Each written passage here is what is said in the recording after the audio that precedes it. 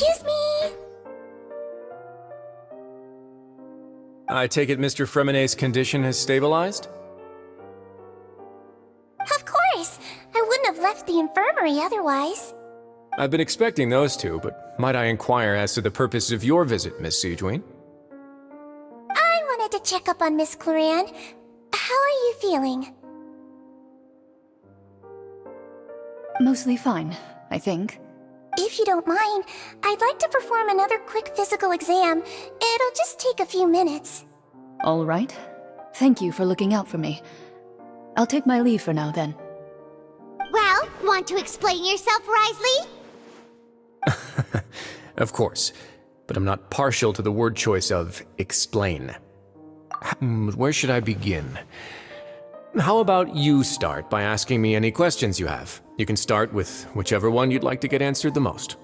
Then Paimon will begin. Did you know about Lenny's goals from the very beginning? No. I just knew they were Fatui operatives sent to the fortress by the Knave. As for their specific goals, I only figured those out as you made progress on your investigation.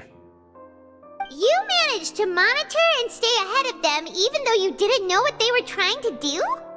They came here with ulterior motives. I'm quite adept at discerning what that kind of behavior signals. Initially, I thought their goal was just to investigate Child's disappearance. Linny suggested that I had deliberately let him escape, but in truth, I didn't really do anything special to help or hinder him while he was here. Everything he did, from finding helpers to leaving this place, he did on his own. Of course, it's inevitable that the Knave would make a big deal out of her fellow Harbinger's unexplained disappearance. I'm also quite curious about where that Harbinger went, so I figured I might as well let the Fatui do their own investigative work. All I care about is the answer. So you were hoping Lenny's group would just do your work for you! You make it sound like that's a bad thing. Unfortunately, things didn't go as planned. I assume that Fremonet has told you already, the ratio of primordial seawater around the fortress of Meripede is on the rise. The Forbidden Zone has always been Linny's target, and you got roped into that investigation after running into him. I began to intervene out of concern for your safety, and also to prevent the fortress from becoming entangled in more irksome matters. Are the rumors true? That you're also a former criminal? Now, why would you put it like that? Isn't staying here all day and serving as the manager of the fortress a kind of sentence unto itself? Another form of prison? I just happen to have some support from the rest of the inmates. That's all. Oh, right! Paimon wanted to ask, who invited Cloran down here? Me, of course. I paid her good mora to come down to the fortress for some field work. As a champion duelist, Miss Cloran could be considered to be an independent party. I needed to find an exceptionally capable person to help me get through the impending crisis. And saving Fremonet was part of that crisis? You can think of it like that, yes. Credit where credit is due, that boy is quite adept at diving. Had conditions not been as hostile as they were, he probably would have found the missing Harbinger already. That's not something you should be asking after. Neuvillette only asked you to investigate Child's whereabouts. All I need to prove to you is that the Forbidden Zone had nothing to do with the Harbinger's disappearance. That should be clear now that you've spoken to Fremonet.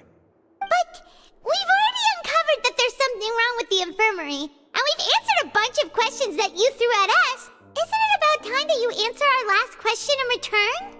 You make a compelling case. Do you really want to know the answer that badly?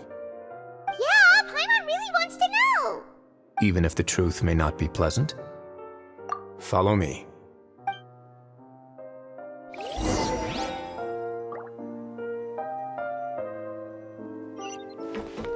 Yep.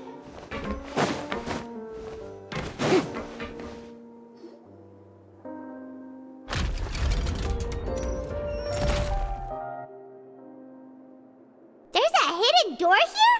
And a whole basement behind it? Huh. You're pretty good at hiding stuff, Risley. It seems you've forgotten just what kind of place the Fortress of Meripede is.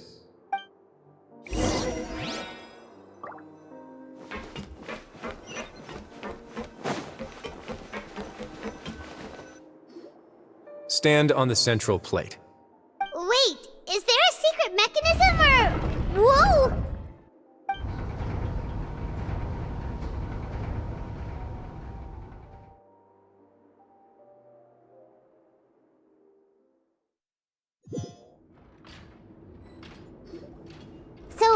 this is the Forbidden Zone?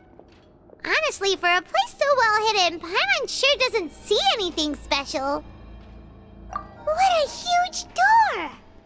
There are 3 such isolation gates in total.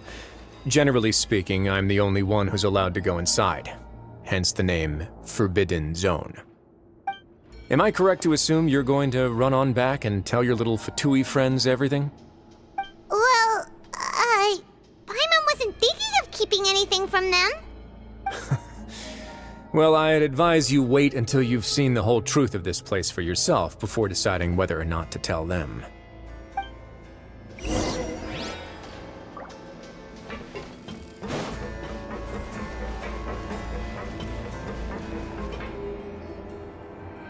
Huh. So there's a switch on the side. Stand back.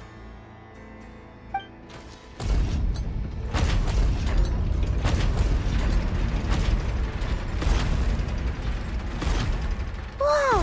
They all just went up one by one! Go on, have a look.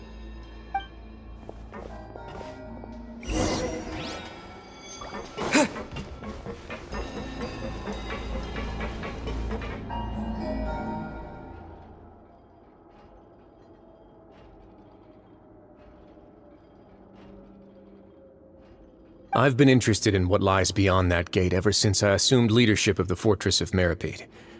Of course, it would be unwise to recklessly open it, but it'd also be risky and negligent to simply ignore any potential danger that could be behind it. The readings on that dashboard have not budged since the day when I first laid eyes on this place. But over the past year, the needle has crept upwards from its original position, likely because some parameter it's been tracking has changed, if only infinitesimally. Normally, I would have ignored it, but I happened to have some free time when I noticed it, so I investigated. Any guesses what the reading could be tracking? Very reasonable guesses. I've considered both of those as well. Unfortunately, our dashboard is tracking something less ordinary. The temperature should vary with weather and climate changes, so for something that rarely shifts, the water pressure is more likely. We ran a few tests to increase the pressure from the outside, but the readings didn't change at all. Later on, a few more possibilities occurred to me, such as a potential connection with the primordial sea. Over the past few days, the needle has moved again. With that, and the symptoms that Fremine displayed after leaving the fortress, I can now confidently conclude that the readings represent the concentration of primordial seawater in the seawater nearby. The concentration of primordial seawater? But we're already under the sea! And that is precisely the problem. We're at the bottom of the sea, and now we're surrounded by toxic seawater. Somehow, primordial seawater got mixed in, and the concentration is steadily rising. Yes, that's very likely. But forget about the two of us! Not even Novelette knows where the primordial sea could be, much less where we could find and plug a leak. Oh. Seems like you've figured it out. I believe the primordial sea lies directly beneath this sluice gate. For some reason, the primordial seawater levels have risen significantly, and it's now very close to us. The indicators are now red. Although the gate still stands, some primordial seawater has already leaked out and mixed into the sea around us. If this continues, soon it will no longer be able to hold back the primordial sea at all. Yeah, you know what the legends say. If this place falls, then everyone in Fontaine will be turned into puddles in the span of a night. But that's just too weird! Why would the Fortress of Meripede be built right above a sluice gate for the primordial sea? Who built this place anyway? Your expression tells me you think this might be part of a vast, complicated conspiracy.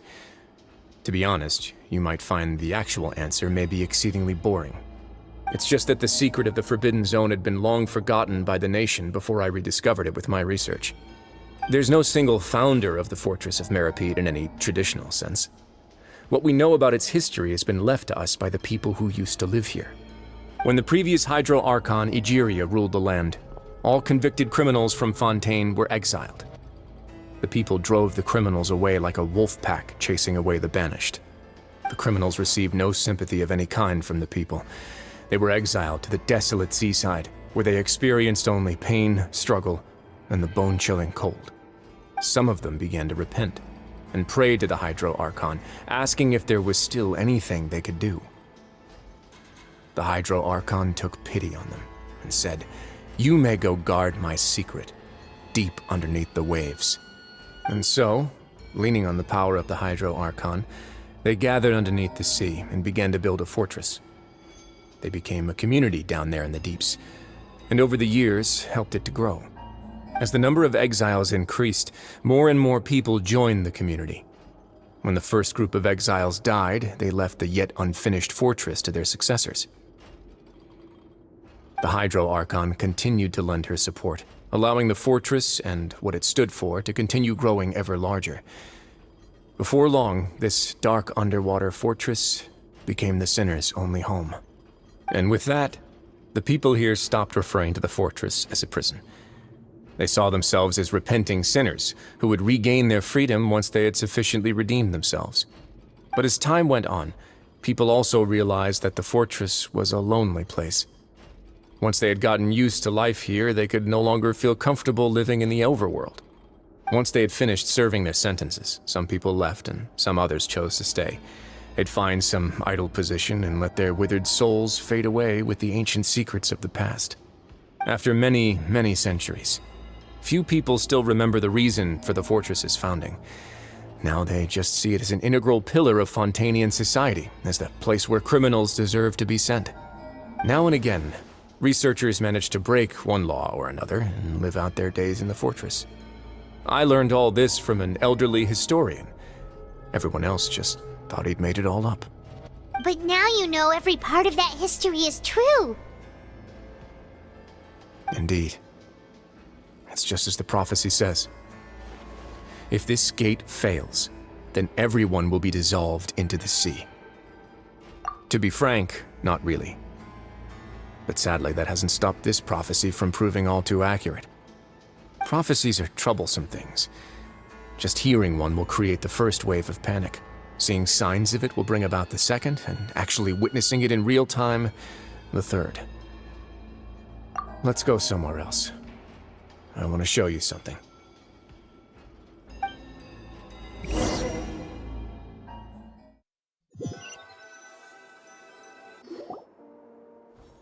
This is it. Your Grace, perfect timing. The results from our last round of experiments have... Wait, Jurier, he's not alone! Huh? Lorvine and Jurier? No need to panic, you two. I've already told them about our plan. What? After you warned us not to tell a single soul about any of this? I'm skeptical as well. Are you sure they are trustworthy? The results speak for themselves, don't they? These two may already know more than you could ever imagine. All right then, if Your Grace insists. They seem harmless enough, so I'll trust them for now. Well, how about some reintroductions? This is Jurier, one of the highest-ranked researchers from the Fontaine Research Institute. He used to work under Edwin. I trust that you've heard of Edwin? Good. Saves me a bit of time explaining. Edwin's main areas of research were archeum and gravimeters. As his assistant, Jurier is quite familiar with them as well. I hired him to be my technical consultant. You want to blow up the fortress of Meripede? Ah, what a lovely idea. I'm already imagining it in my head. Gotta admit, I'm tempted as well. Guys, focus! Focus! That taskmaster over there is Miss Lorvine, and is also one of my technical consultants. While Jurier used to be Edwin's assistant, she used to be Jurier's assistant. Ooh, are they together? See, everyone keeps asking this question. Are you too sure you're not a couple and just using your work as a convenient cover? Your Grace, I am not in a relationship with this man. If I dated her, I'd officially be madder than Edwin. Jeez, forget I said anything then. Follow me. Whoa, there's another door that goes right up. Your constant amazement makes it seem like the fortress can do anything. But Paimon really thinks everything's super cool.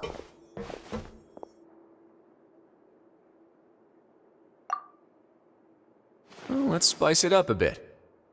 And here you go. What a huge ship? This is also a production zone that Paimon's never seen before. What's going on? How much do you know about Fontanian history? Not much at all. Well, then maybe you haven't heard the story of ancient Lemuria. To give you a quick rundown, Fontaine used to be ruled by the Lemurian dynasty. According to legend, the Lemurian king Remus came to this land after being inspired by divine revelation and found the seer Sibila, who had taken on the form of a golden bee. Taking the golden bee with him and riding on a huge ship, the Fortuna, he created his nation above the surging waves.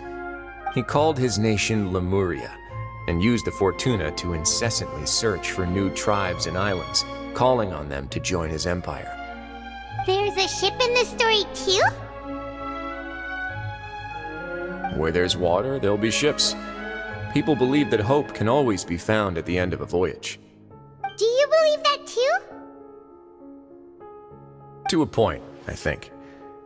As you've already seen, I have a whole factory's worth of labor, materials, and technology at my disposal. Certainly can't hurt to give it a try. So the moment I began to speculate that the primordial sea might lie underneath the gate, I also began this project. Were you inspired by the legendary Fortuna? Maybe.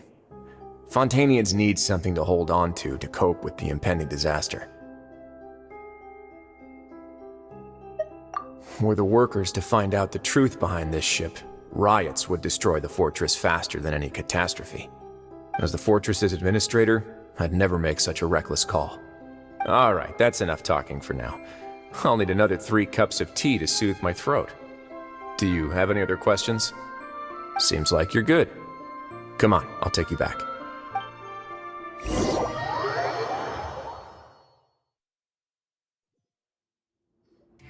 I'll leave you here for now.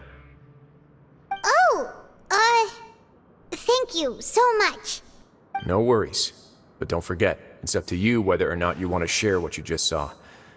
What you do from here on out will likely affect those 3 as well.